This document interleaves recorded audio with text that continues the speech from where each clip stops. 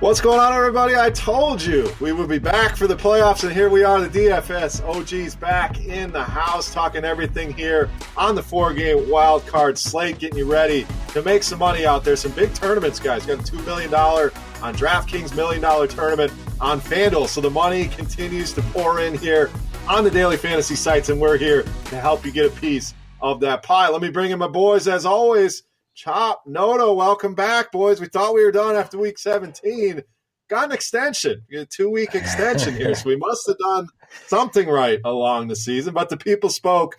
We are back. Glad to be back. So let's bring you guys in. Derek, let's get started with you. How was your New Year's? And you ready for the playoffs, my friend? Always a good time. Yeah, it was a good New Year's. We decided not to go to any parties this year. We just stayed at home with our little man, so that was a lot of fun. Didn't have to worry about driving or anything like that. And, yeah, we're working overtime. We're trying to get a long-term contract here on the OG pod. So, yeah, let's get into this playoff slate. Yeah, we'll see if they're going to franchise tag us or what. But, Chop, what do you think? Are we deserving of a long-term contract or this 1 year, one and out? But how was your New Year, brother? What do you look forward to here in the playoffs? Well, New Year's Eve, that's a bit overrated in my book. So I just, it is what it is. You just get through that. So I like some Christmas. I like some Thanksgiving, but you get to the New Year's Eve, and I don't want to deal with the fireworks going off outside my window and all that other garbage. But got through it. I used to really enjoy it. I used to love New Year's Day back in the day when there was all those football games on New Year's Day. They kind of changed it up so much now and spread it out that you only get a handful of games on New Year's Day, but they were good games. But it's not quite what it used to be, so it's a bit overrated. But I did have a pretty decent Week 17. Finally got off the schneid there, about a month and a half where I didn't do very well, but that changed up in Week 17. So hopefully it's a good sign of things to come for in the playoffs. Yes, sir. And the fantasy football continues here. So we'll get into each and every game. How about that Rose Bowl? Tell me you guys watched that game. One of the better games, instant classic, in my opinion, in that game. So you guys watched the Rose Bowl? Please tell me yes. Oh, yeah. I was all over it. I love me some college football. Derek? Yeah, I'm not a huge college football fan. I watched the first half, and, they got up 17, so I turned it off and, went and did some chores with the wife, and then missed out on all the good second half and overtime stuff. Yeah, it was an amazing game, and it makes me miss DFS college football. Chop, I know you miss it over there. That's the kind of game where you stack that baby up. You're looking at 200, 250 some points. So miss it. Hopefully someday we'll get it back. But let's turn our attention to the NFL. Before we get into these 4 playoff games, we got to get into our pour one outs here for Week 17. I got a couple guys in mind, so I'm going to let you guys take the reins here. Hopefully you don't steal one of my 2 options. But, Chop, you had a good week. So were there any pour one outs that maybe prevented it from being an even bigger week? Oh, yeah. There was one guy that prevented it from being a monster of a week. His name's T.Y. Hilton, man, and he usually torches the Texans and all the other good stuff, but he just didn't. I guess he just didn't have it in him this week, Week 17. I guess he just wanted to get the season over with. T.Y. Hilton, yeah, he torpedoed quite a few lineups, including my cash game lineup, so got pour one night for old T.Y. Maybe he gets back on track next year. All right, Derek, same question, Week 17. It was a tough week, a lot of landmines. Who are you pouring out for? Yeah, I actually had a really good week as well, but one guy did prevent me from having a huge week. Cam Newton, all I needed was a touchdown there at the end. One touchdown on that last drive would have put me at the top of quite a few GPPs, but so I'll go with Cam Newton. Didn't have a terrible game, but 14 fantasy points just didn't quite get it done for me. All right, since you didn't steal either, my guys, I'm going to do 2 pour one out here. First one, Roger Lewis, who was in a good spot. No Evan Ingram, no Sterling Shepard. Had seen 30-some targets over the last 3 weeks, and then it gets reported after the game starts that he may not play because he's dealing with an injury and is supposed to have surgery. So big bagel there from Roger Lewis, didn't help. The other was Rob Gronkowski, who you thought was in a good spot. You thought New England was going to go out. Deion Lewis went all out. Brady was all right. A bagel from Rob Gronkowski. Pour one out for those 2 guys. Week 17 did not help my cause at all. Not happy with them, but hey, that is Daily Fantasy Sports, and we move on. And we will be back next week, and we are going to do not only our pour one outs, our Faith Hills, our third and wrongs for the wild card weekend. We're going to give you our year-long plays in those areas, our third and wrongs, our pour one outs, our Faith Hills. So we'll do not only divisional round wrap-up of the 4 games, but we'll look back as a season as a whole, have a little fun with it. So make sure you come back next week. Will be the last pod. This week, we'll keep it short. We'll keep it sweet. We'll break down these 4 games. So let's get into it, guys. First game, Saturday, we got Tennessee. Big underdogs here going to Kansas City. First game up for us. So, Derek, how does Tennessee go into Kansas City? A team we know has been good defensively at home, doesn't ever give up points. Now you got a big favorite here in the playoffs. It's going to be a tough environment. Probably going to be cold. It's cold in the Midwest. I imagine it's going to be cold on that game. So how does Tennessee go in and get it done? And then the Chiefs. We know it's a normal cast of characters. It's Hunt, it's Kelsey, it's Tyreek Hill. Who is your preferred target in this game? So the first thing to note in this slate is that there's not a lot of value and that the pricing is tough. So, I mean, while I don't love targeting the Titans on the road against the Chiefs, who have held opponents under 21 points in 15 straight home games, I think there's some pretty decent value here, just because if we want to play some of the studs that we're going to get to in a bit, we're going to have to play some of these cheaper value guys. So I actually don't hate the Titans all that much. I think as long as DeMarco Murray gets ruled out, which I do expect him to, Derrick Henry is interesting, especially on FanDuel at 6,500. We know the Chiefs, you can beat them against the run. Derrick Henry, while he didn't have a great game on the ground against the Jaguars, their offensive line just didn't give him any room to run. He was getting hit in the backfield 5 yards behind the line of scrimmage and ended up, having a lot of negative runs, which I don't expect to happen this week against the Chiefs. So I don't mind Derrick Henry. Then I don't mind a few of these pass catchers. Rashard Matthews, 4,900. Eric Decker, 3,500. He's had 21 targets over the last 3 weeks. So I think he's probably going to be a pretty popular value play. Delaney Walker's pretty cheap as well. I do think the 2 tight end approach is going to be viable this week just because we do need some of those cheaper options. Then on the Chiefs side, I hate to do it, but I think Alex Smith is probably my favorite quarterback play of the week. The Titans have allowed the 6th most passing yards and the 8th most passing touchdowns this season. And they've been pretty tough against the run. So I do expect the Chiefs to air it out a little bit. Hopefully they don't get up too big, and Smith can be throwing the ball most of the game. I like to pair him up with Travis Kelce, or even just play him naked if you don't trust Tyreek Hill in his home splits.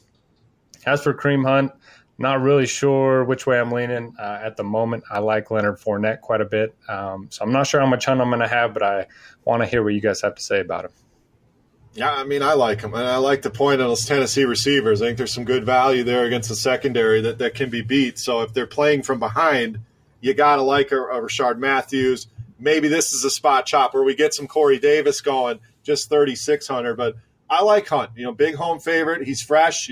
Did all his damage in 1 carry last week. That was a wrap for him. So should be ready to go here. Got to think he gets the ball, 20-plus times in this game. So I like him. Where do you come out on him and some of that value on Tennessee?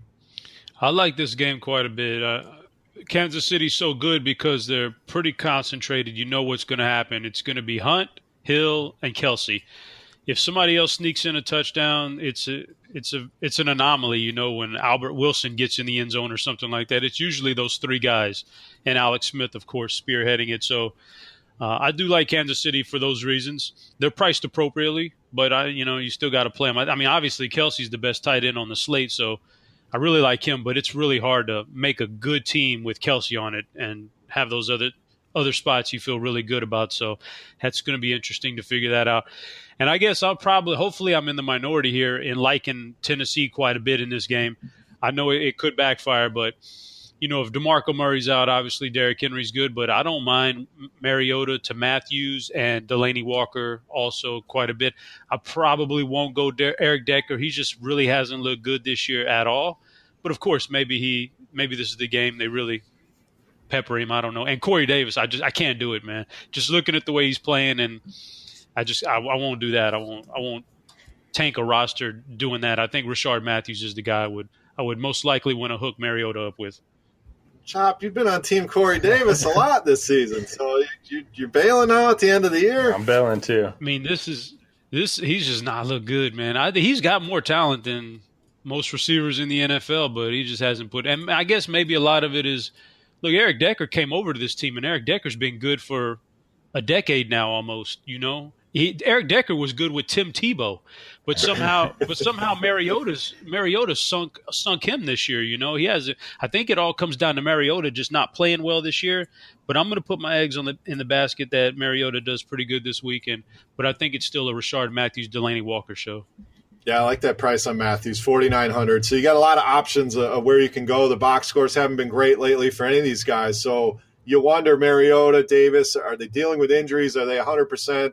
Because they are more talented than what they've shown. So I agree with you, Chop. I have a lot of interest in the Tennessee side of things, and you nailed it. Kansas City, we know where the production's coming from. Think they're all in play. Running back, interesting on this slate. You got a lot of good running backs. So the ownership should be spread out. Now, speaking of running backs, Chop, and possibly and probably, in my opinion, the MVP of the National Football League, we got to talk about some Todd Gurley here. We got Atlanta coming to the Rams. Now, this game opened up, Rams about 4-point favorites. We're up to 6, 6.5, 7 in some spots here. So a lot of money coming in early on the Rams at home.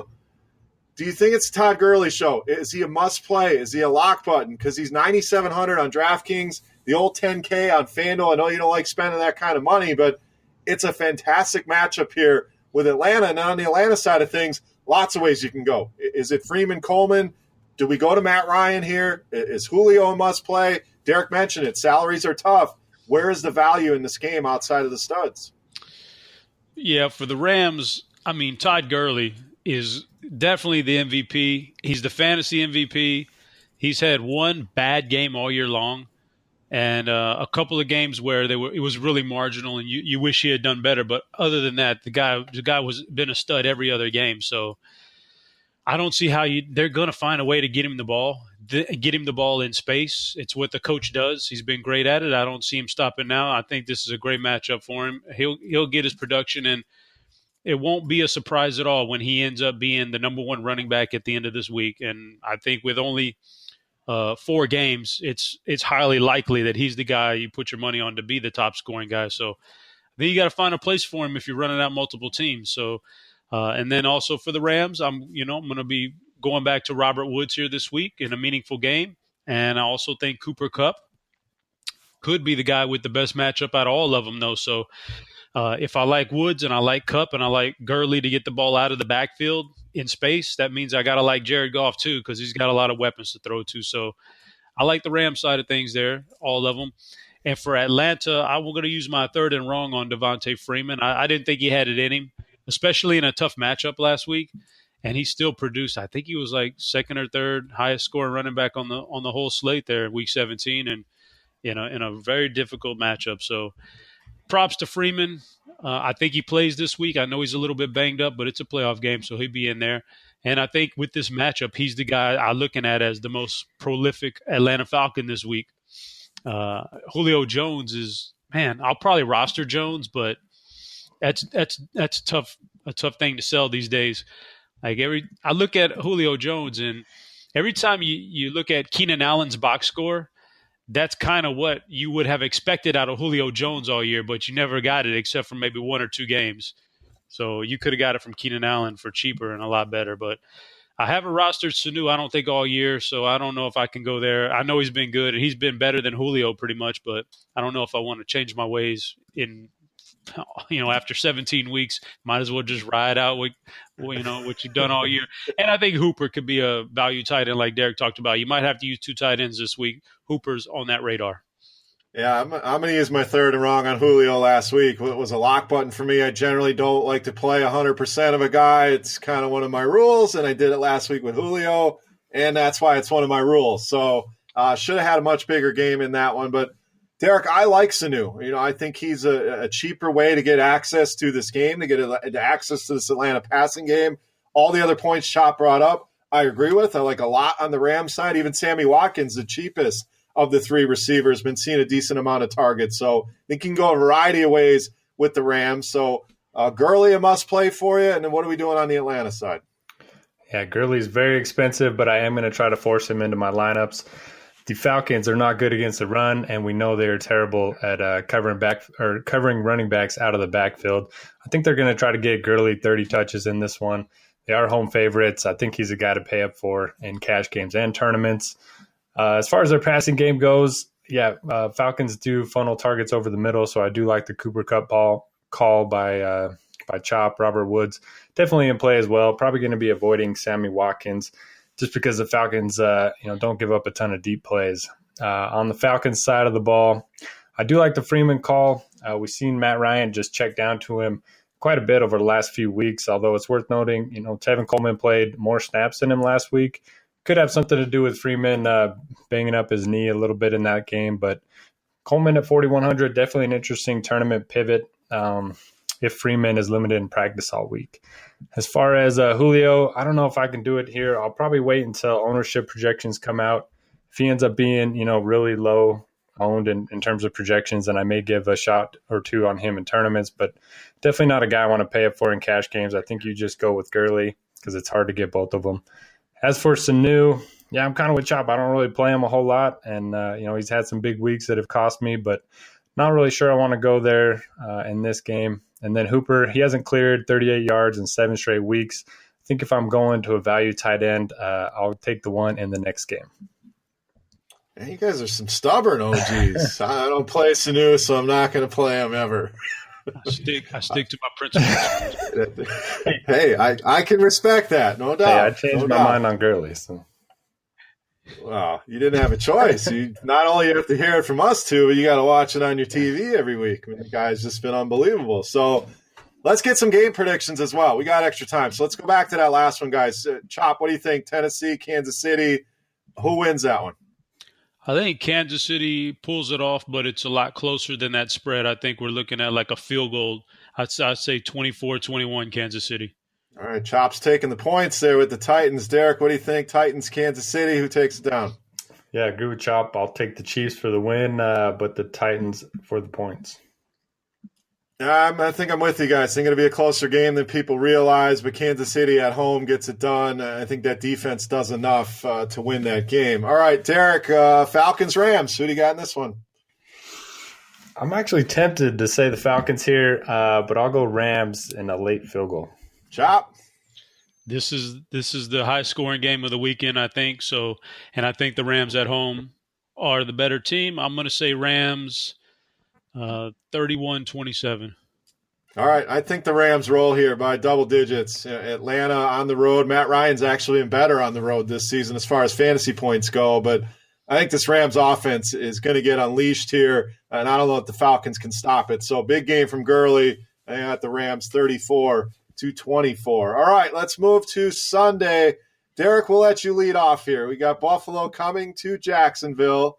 First playoff game for the Jags in a while. I think the big question mark here, LaShawn McCoy. We saw him get hurt in that last game, did not practice as of this recording. Let's play both ways. We got time. So if McCoy's in there, where's your interest level in the Buffalo offense? And let's say he's out, is there any interest level at all in the Buffalo offense? To me, I don't see a lot there. A guy like Tolbert steps in, a guy like Murphy. I don't know that this is a good spot for a guy like that. Even when we need value, I'm going to have little to no interest there. So what are you thinking in Jacksonville? You mentioned Fournette. Is it all Fournette for you? Is the passing game in play? And if so, who are those targets?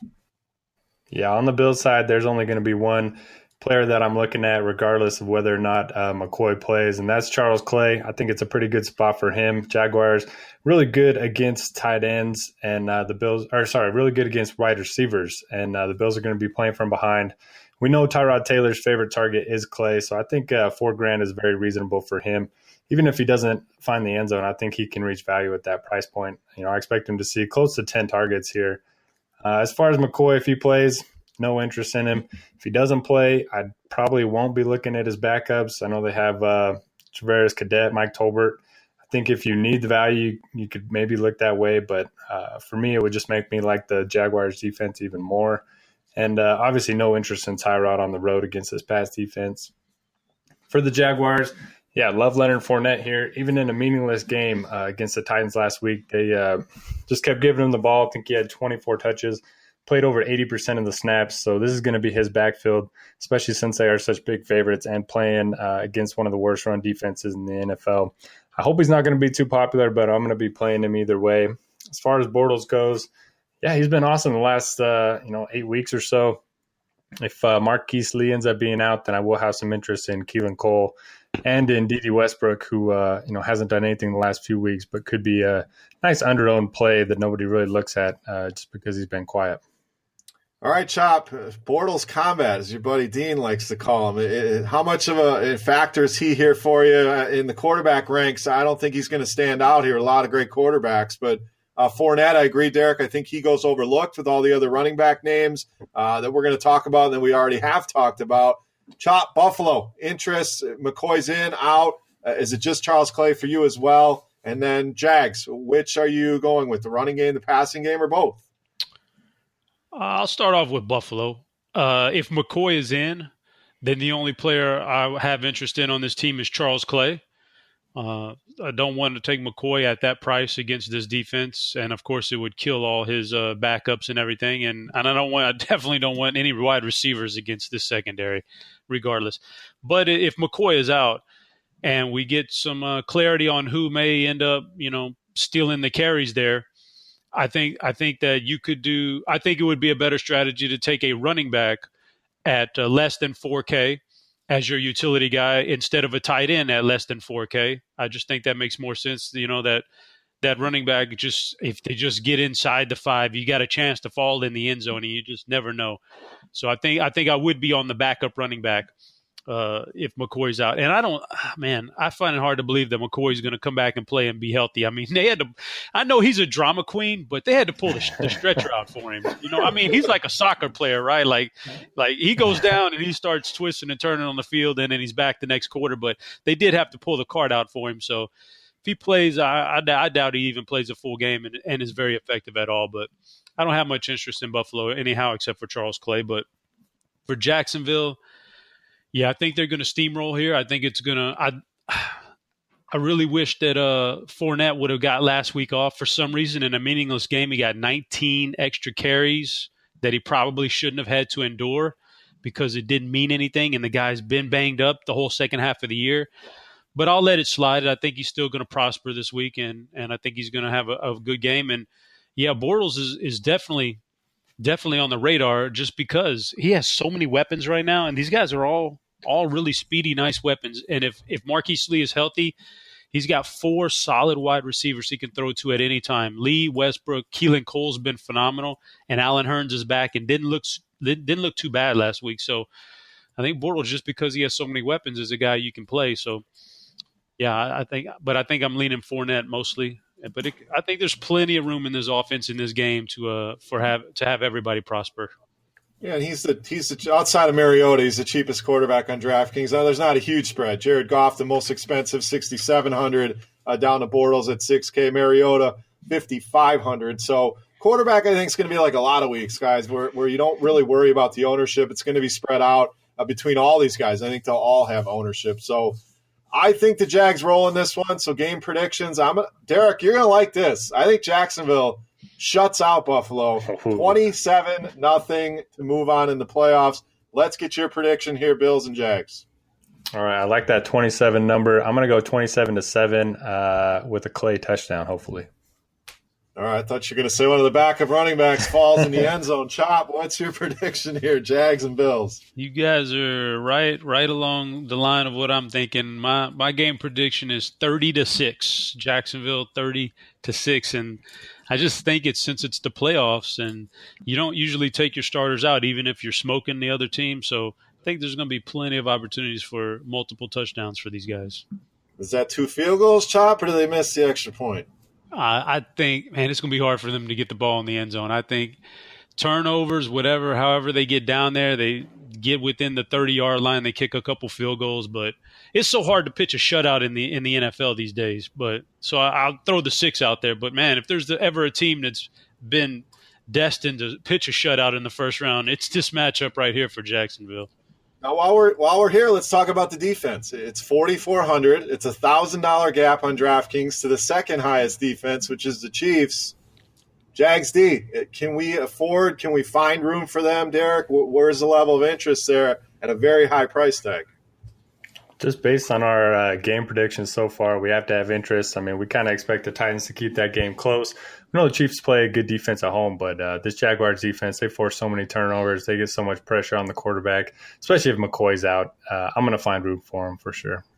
Chop, $4,400, big price to pay for that defense.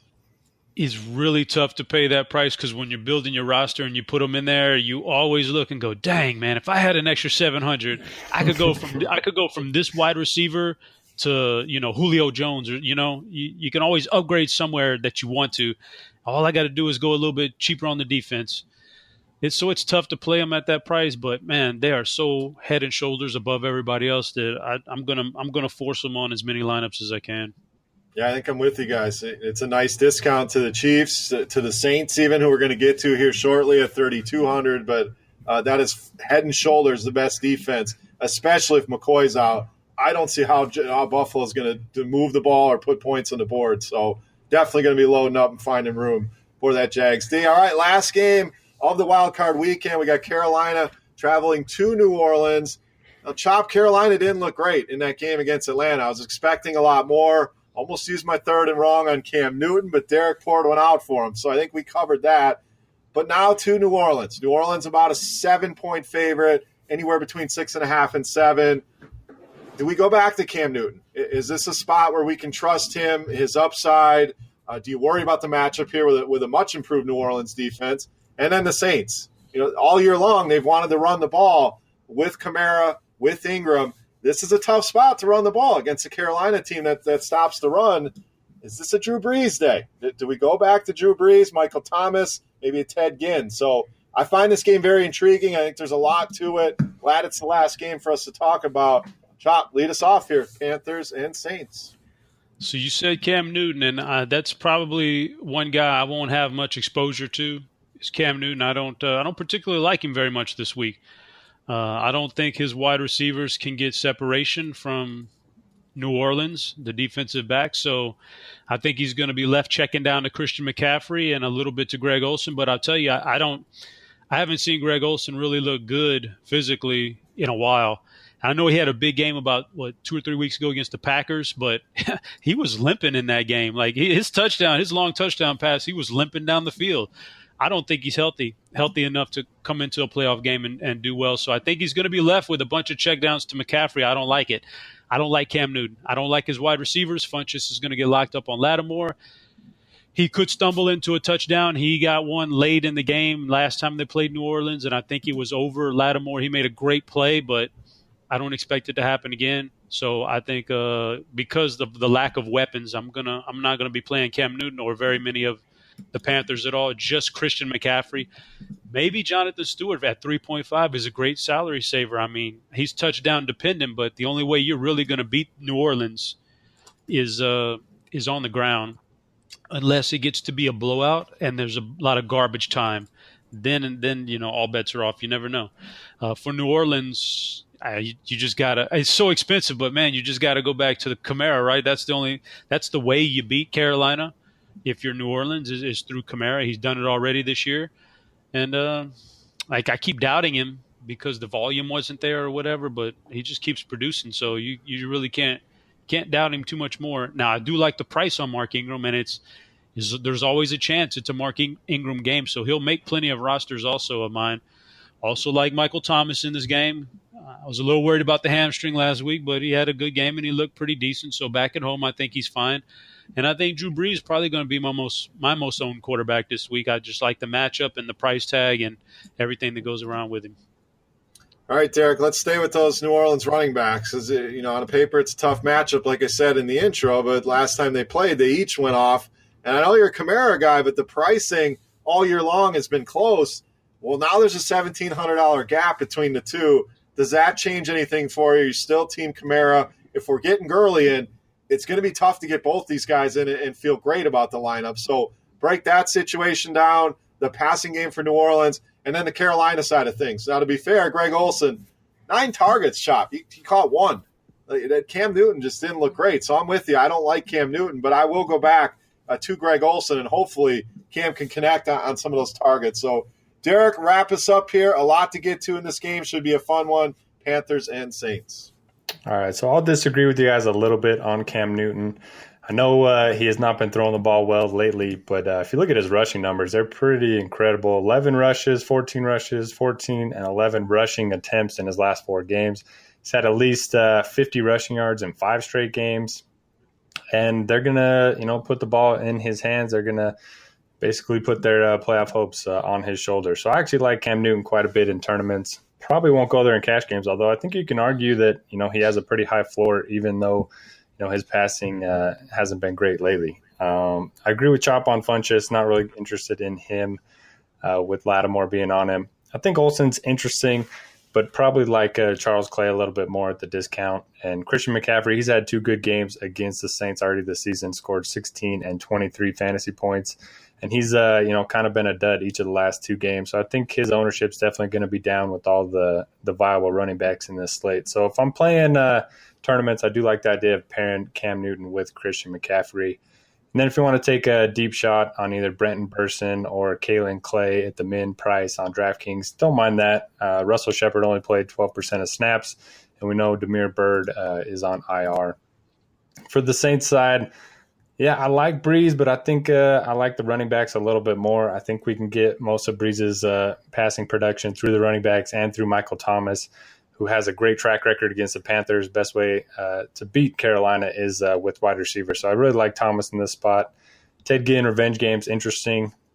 But yeah, as far as Ingram, Kamara, I love Todd Gurley so much and I love Fournette so much that I'm probably going to need that $1,700 discount. So I'm going to flip the script and go with Ingram this week. Oh, not so stubborn on this one now, huh? Well, I like it.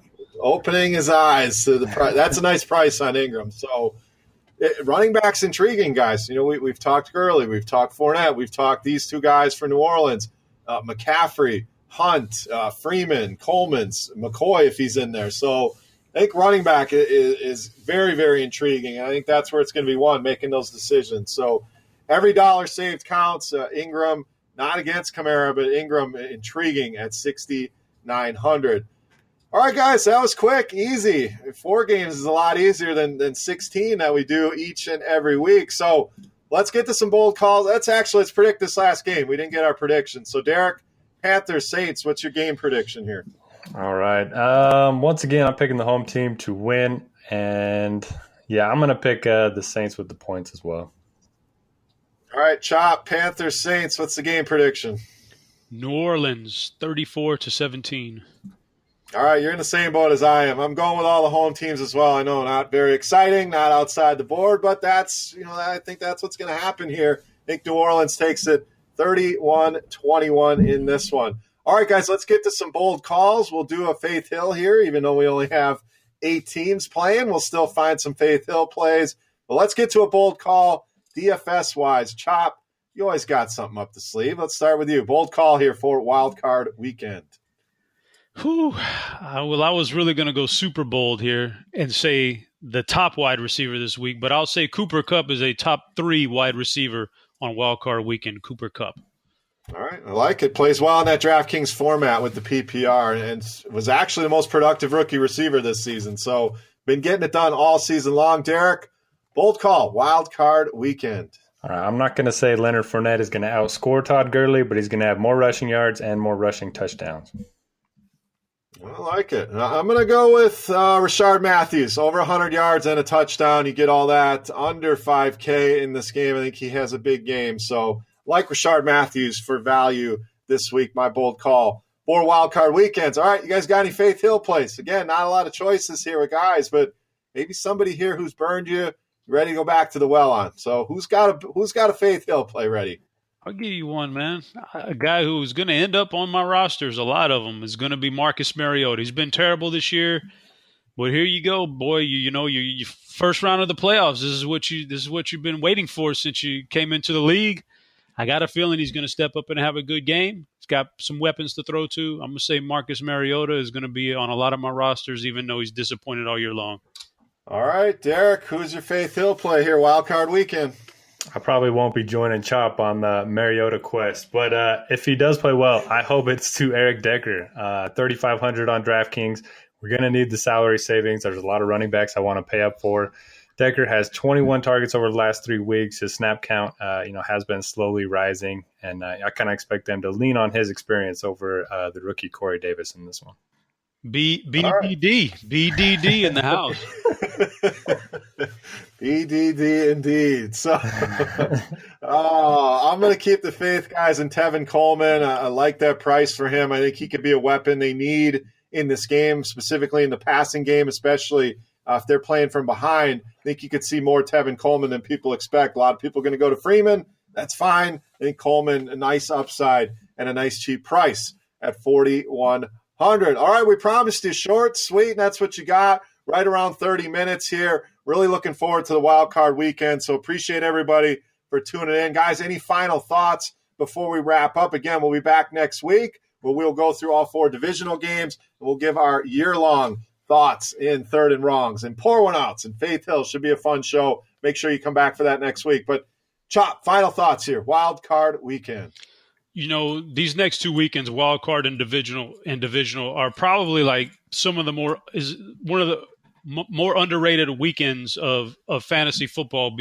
You got these 4 games; they're all on an island, but you're tuned into them because they mean so much, and there's some good teams playing. I'm really looking forward to sitting down on Saturday and Sunday and watching some football. Absolutely. I love these 2 weekends. These are the 2 best weekends of the playoffs, in my opinion. So next weekend should be fun as well. But wild card weekend, always a good time. Derek, final thoughts here for wild card playoffs. My only final thought is go Jags. If they end up losing to the Bills at home, you probably won't hear from me for a few days. It'll be a 2-man DFS OGs pod next week. So they'll get it done. So for Notorious, for Head Shopper, I am Beer saying salut, guys. We appreciate you, as always, for tuning in. You guys got any questions, you know where to find us on Twitter. Always answering questions for you guys. But thank you again. Enjoy the playoffs, guys. We'll see you right back here next week.